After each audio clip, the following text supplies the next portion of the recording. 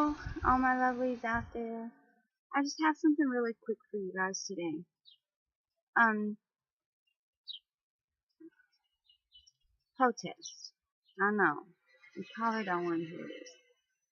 Protest can be used for a good thing, but have you ever noticed how you might get the result that you're asking for, but then later it turns around and gets corrupted?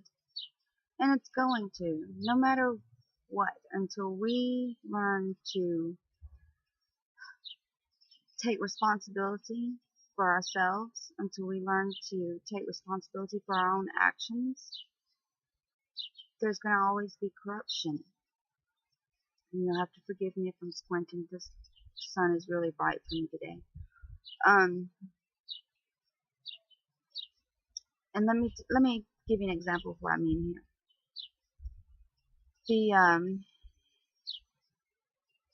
There's a lot of protests going on right now with the minimum wage in the fast food industry. And have you ever noticed how every single time our minimum wage rises, so does the prices of everything in the stores that we buy? So, what good has it done? We're all still in the same boat. Minimum wages goes up, prices goes up, taxes goes up, everything goes up. So, in the end, what have you really accomplished? Not much, right? We protest the government on all fronts. And we should. They're not right. They're highly corrupted. But the one thing you should remember is the government is mere puppets, just like us. They're just slaves to the corporations, to the banks. And we have a protest coming up in November for the banks. Now,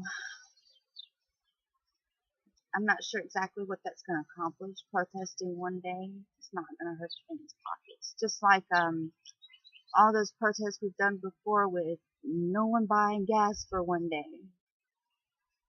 It's not really going to hurt their pockets that much, considering the fact of how much they make in millions in profits every year, right? So let me offer you this one little quick tip, real quick, and then I'll let you guys go today. But instead of protesting the government, the corporations, the banks, in the manner that we've always been protesting them, it would be a far better solution to boycott them altogether. Learn what it is we don't like. Now, I'm not saying don't follow any rules whatsoever, because Lord knows in our society today with people not thinking for themselves, not taking responsibility for their own actions,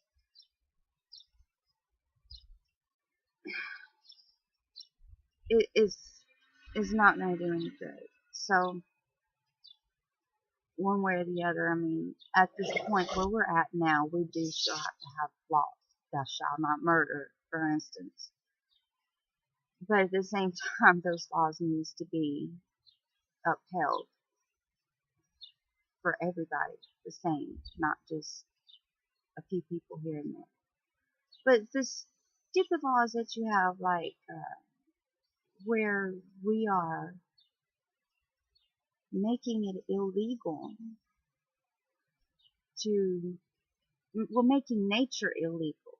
Spain is making the sun illegal. We've got Nestle Corporation trying to own all the rights to the water. We've got pharmaceutical corporations trying to own the rights to your DNA. And it's illegal to catch rainwater on your own property. I mean, for goodness sake. So the stupid laws, the laws that makes nature illegal, don't abide by them. I mean, if it's nature, I'm sorry, it's nature, it's God-given, it's here, and it's here for us to use freely. You cannot put a price on that.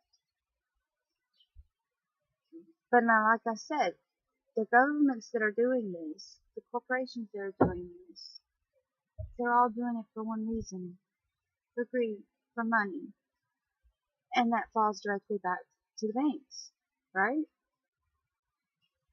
So here's the proposition. You must learn, you must figure out for yourself what it is you're willing to live with and what it is you're not. If you're not willing, if it's just not feasible for you to live by those rules, if you want to catch rainwater on your property, go catch rainwater on your property. If you want to grow weed, grow weed. You know, weed is natural.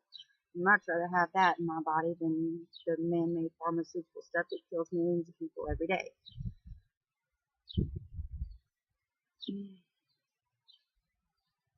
Here's the thing. Once you learn that you can live without their money, without their rules, you can live happily, peacefully, and in harmony with others. Once you learn to take responsibility for your own actions, once you learn how to understand the things around you, how to understand yourself, how to understand other people, and once you come to the understanding that we're all one, you're not going to want to hurt anyone. The gun debates that we have some on one side saying, well, there are always going to be crazy people, you can't take the guns away from everyone. True. It's very true. Until we decide within ourselves to be better than that. We have to decide within ourselves that it doesn't matter what everyone else thinks of us. All that matters is how we feel. And once you come to that realization, all the craziness that goes on in our mind starts to go away. By the very standards that there's always going to be crazy people, the way I see it, most people are crazy. Most people, and I've been there way too many times and still trying to overcome it some. But most people don't take the time to think. Why am I angry? Why do I need to control everyone? Stop that and you'll realize that there's no need for guns on any front. If you still feel like you need a gun, a weapon for anything, then you're living in fear. If you're living in fear, you're still not free. So having a gun society is not a free society, number one. When we can break free of all the fear that we hold about each other, about our governments, and when you can rise above that and say, you know what, nothing can harm me, because I'm energy, I'm pure energy, nothing's going to harm me. You break free from the fear of dying, of enslavement, and then you're truly free. But you can't break free from any of that playing by their rules. So instead of boycotting any particular thing for a day, instead of protesting for months and years to get one thing that's just going to turn around and be corrupted, figure out what you can and can't live with. There's lots of ways that you can live without money. There's many ways you can do it. I almost do it every day. I probably have less money than any of you out there right now. But that's okay. I don't care. I'm happier than I've ever been. I don't own a weapon. I don't fear for my life. I do what I do, and if you don't like it, well, pull your money out of the banks. Stop using the banks. Stop using money. There's many ways to get around everything. Don't use money. That's it. What you do is you can fix your home to be solar powered on its own, free of any electric company. Okay, that's step one. Step two, you can grow your own food. So you won't need government food stamps. You won't need an income just to survive, just to eat. Like, the basic and most simplest level. Grow your own food. That way you're getting healthy food. You're not getting bombarded with all the chemicals that the government is trying to kill us with. If they call that illegal, do it anyway. And here's the thing, when enough of Americans are, when we have more people sitting in prison because of stupid rules that makes no sense whatsoever to any of us, then the rules will start to change. If they have more people sitting in prison than they have in the workforce, they might start changing the rules a little bit and saying, you know what, maybe the people really don't want this rule in place. Don't be afraid of it. Don't be scared to go to jail for catching rainwater. You know, why? Don't be, if anyone's in Spain listening to me, don't be scared to go to jail or to pay don't pay the fine, but don't be scared to go to jail for having solar energy.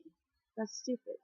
Don't be scared to go to jail for anything like that. If it comes straight from nature, nature's provided it for us free of charge. They have no right to control it, to own it, or to charge us for it. So think about that. Think about it for the long term. Any protest you do to affect any means, unless we change the thought patterns of this country, of this world, is still going to turn around and end up in corruption. And we're still going to be fighting it. So it's time to find a better way. The better way is to drop your fears. Don't be scared of it. Let them arrest you. Let them try to find you. They can't take money from someone who doesn't have any. What are they going to do? And if you lose your home, there's other ways to live. You know? They did it for years. People did it for years before money was ever invented. And we can do it again. We can get back there again. We have to learn to start thinking in a different way. We just have to. And I'm not talking about boycotting the banks for a day or a week. Not forever. Stop using them. If you know for a fact they're the main cause of every problem that we have in this world, then why do you want to still use them? Drop the banks. And you drop a lot of your problems when they can no longer viably sustain themselves. They will start changing directions. But as long as you are feeding them,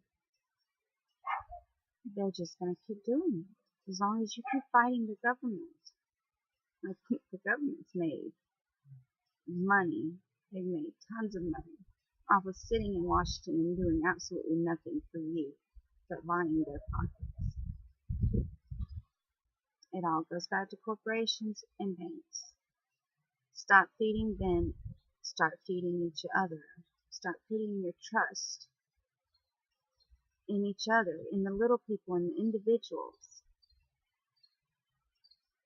And that's the thing. We trust our government and our banks and our corporations way more than we trust our neighbor next door. And that has to change. When that changes, the rest of the world will change. Until then, none of your protests are really going to do anything. You might get what you're asking for the short term. But soon after that, it will be corrupted. It will be twisted into something that you never even wanted before. And you never thought would happen. But it will happen. Unless you put an end to the ones who are causing it. Stop using banks. Stop pouring all the money from the banks into the corporations. And then having the government force you to give them what's left. Instead, take the money, invest it in solar power for your home, invest it in an organic garden, just large enough not just for your family, but maybe the family next door too, just in case. You never know. You don't want anyone going hungry. But we've got to start caring for each other. We've got to stop putting all of our energy and our focus into what all these big entities are doing and start putting more care, more love, more concern into each other, into our neighbors, into our communities. And when you do that, then real change will begin to be effective. Thank you for listening. I hope you enjoy our little my notes here and enlightenment from the garden. If you would like to learn more, you can please check out more at our website, www.celestialwisdom.com. Thank you, and I hope to see you again soon.